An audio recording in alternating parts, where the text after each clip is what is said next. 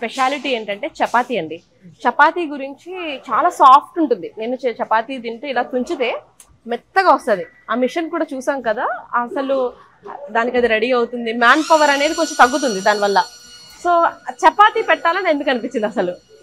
ఇది కూడా అంటే ప్రీవియస్ స్టోర్స్ లో ఎక్కడో చూసి నాగేద్రా. సో ఓకే, ఇది మనం కూడా వర్క్ చేద్దాము అనే దాని మీద అంతకుముందు స్టోర్ లో స్టార్ట్ చేశారండి.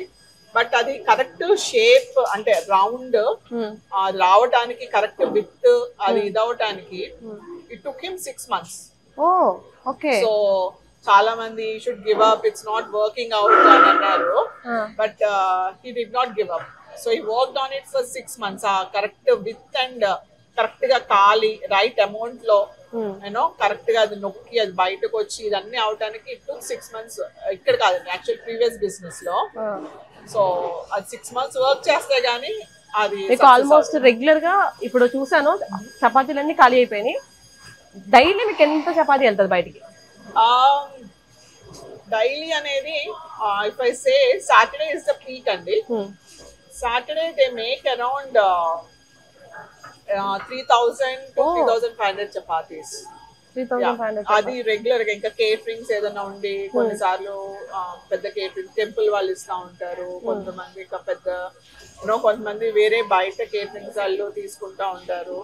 సో ఏదైనా కానీ 3,500 to 4,000 ఈజీగా చేస్తారు ఆన్ ఏ సాటర్డే. వేరే రోజుల్లో అయినా 2,000 chapatis on a given day. ఎందుకంటే ఇప్పుడు చాలా మంది హెల్దీ అంటే చపాతీ, నైట్ టైం చపాతీ అనేది వెళ్ళిపోయారు. అండ్ నార్త్ ఇండియన్స్ ఎక్కువ చపాతీ తింటారు. అండ్ మేము ప్రిజర్వేటివ్స్ ఏమేయాము. And that's an open thing. దాంట్లో ఉండేదల్లా ఫ్లోర్, సాల్ట్, ఆయిల్, వాటర్, అంతే.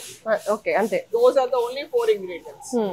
బట్ ఏంటంటే ఎంత రేషియోస్ వేస్తాం అనేది సక్సెస్ పాయింట్. ఓకే, అన్ని వాటర్ గానీ, ఆయిల్ గానీ, సాల్ట్ ఏంటి, ఫ్లోర్ రేషియో ఏంటి. Okay, it took a lot of time to come up with the success secret కూడా. Yeah, definitely. సో అది రేషియోస్ అంతేగాని ఇంకా వేరే ఇంకా nothing else. It's just like how you make.